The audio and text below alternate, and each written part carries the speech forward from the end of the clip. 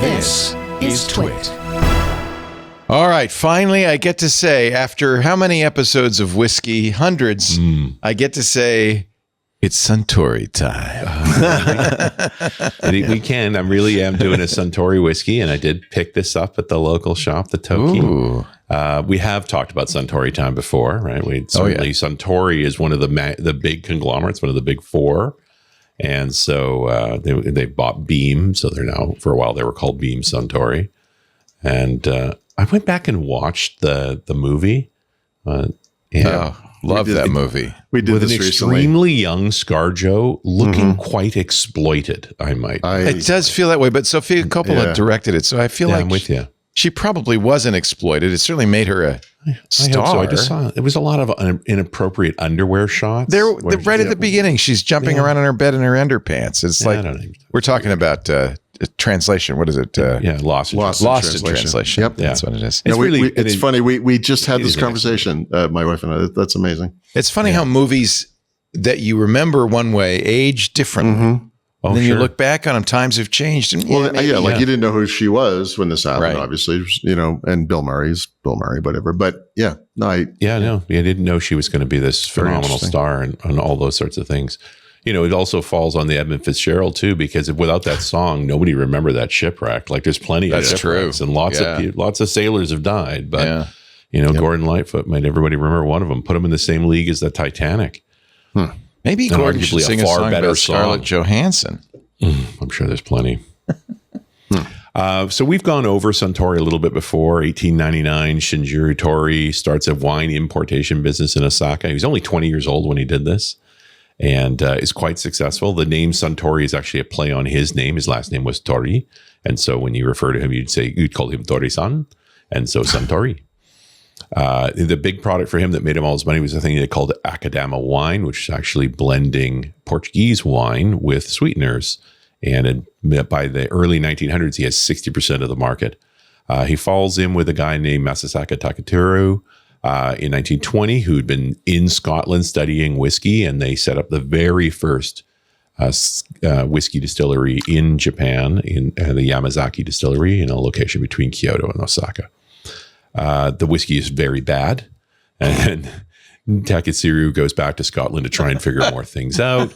They finally get an edition out in 1929. They call Shirafoda. Then people don't buy it because it's bad. After 10 years of working on this problem, Taketsuru left Yamazaki. At the end of his contract, he believed that the distillery was in the wrong location and could not make good whiskey. So he then, puts his money where his mouth is and creates his own distillery up in Hokkaido called Nikkei, the second distillery, with terrain much more like Scotland. He believed that was an essential part. And Nikkei is also a successful distillery. And that was the story I told previously. We were talking about Japanese whiskey and then focused on Nikkei and so forth. We didn't really get into where Suntory went from there, because by 1937, the famous Suntory whiskey becomes huge with the Japanese soldiers. He gets a big contract with the military. And so that does extremely well. And even after the war, continues to be popular to the point that by the late 60s, Suntory is a very successful, wealthy company. And Shinjiro's son, Keizo, who's also working in the business, now opens additional distilleries. He opens two, and one in 72 and one in 73. The first is the Chita Distillery near Nagoya. Actually on a peninsula called the Chita Peninsula, where they're actually making grain whiskey. They're using corn. And so they're making industrial alcohol products as well as drinking alcohols as well. And then in 1973, the Hakushu distillery in the Japanese Alps, taking a cue from what Taketsuru had said, they moved to a more mountainous, cooler region. They made this additional distillery, although otherwise operated very much like Yamazaki. The single malts don't become popular until the 80s. So that's when the first of the Yamazakis come out. Their blend Hibiki in 89. And then that new distillery they built in 73, Hakushu, makes their first production single malt. And it was famously in 2003 when Lost in Translation came out, was also the first time that a Japanese whiskey ever won a World Whiskey Award. They won gold for the Yamazaki 12, sending a $40 a bottle whiskey to $400 in a matter of days, because why wouldn't you cash in? Yeah.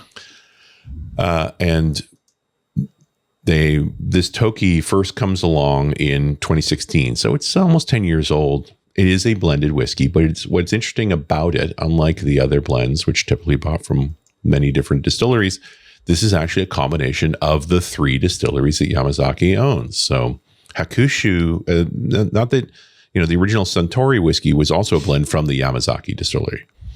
This particular edition is primarily the Hakushu malt with a little bit of the older Yamazaki blended into it, and then a bunch of the Chita grain whiskey added. So the Yamazaki and Hakushu distilleries are quite similar. They don't do their own maltings anymore. Nobody does for the most part. They buy malted and gristed barley from all over the world. Most of the time not peated, but you occasionally find a Yamazaki with a little bit of peat in it. They don't use a ton of it. Their setup is large. They have a pair of gigantic mash tuns for their initial mashes, and then they use both Oregon pine and stainless steel wash packs, big ones. Their fermentation is of sort of medium length because it is warmer there, so they don't go into the hundreds of hours, somewhere between 60 and 80.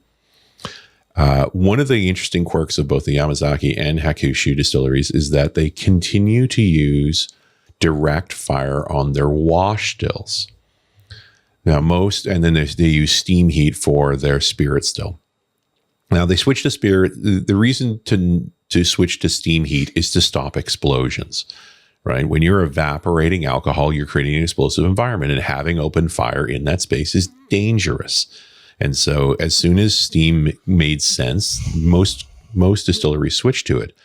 But there is a side effect of using direct fire on the wash still, which is that you're roasting some of the materials left from the wort that gives an additional flavor. And so the Yamazaki's folks decided that was important. And so they've kept it in. They use natural gas, although apparently there are experiments with hydrogen flames now, which are extra double dangerous. Oh my God. But also, if you ever take a tour of the still building on a distillery site, you'll find that the buildings are heavily vented there. Roofs are open to open air. There's often big openings along the bottom, and it's to keep the alcohol concentrations down, limit the amount of explosions. And even if you do have what's called a flash, the building's not holding any pressure, so it's easy to dissipate the pressure and you won't blow the building apart.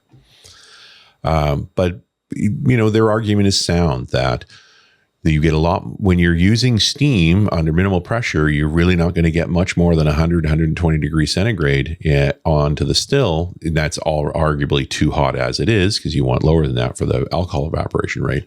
When you're using direct fire, you get hundreds of degrees, and so you do get that toasting effect, and it builds new flavors.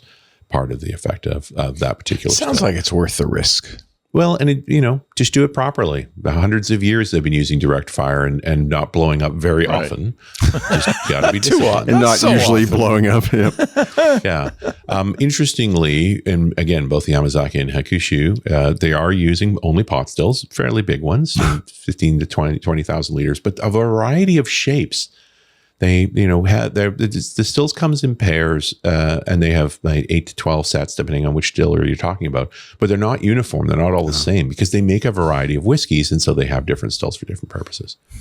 They have warehouses at both distillery sites, plus a number of other sites. They build them their own way. They tend to be out of stone, but they stack tall. They use mostly third-party barrels, so largely ex-bourbon, especially for Suntory now. They own a whole bunch of the bourbon industry, owning Beam. They also use sherry casks, and of course the famous Mizunara oak, which is the Japanese oak. It's extremely hard to make barrels from. The Chita distillery is a completely different creature. It's in a different location. It's at the Chita Peninsula, which is actually a big food processing area, so it's in the center of the big agricultural brand in Japan, and a lot of foodstuffs come and go from that port, and they're still right in the middle of it. And it is because it's made for grain distillery, they use column stills. They actually have 4 of them named the wash, extraction, rectifying, and purifying distilleries. And depending on what they're making, they'll use 2, 3, or 4 of those columns. So your strongest tasting spirits only go through 2 of the columns, like the wash and rectifying column.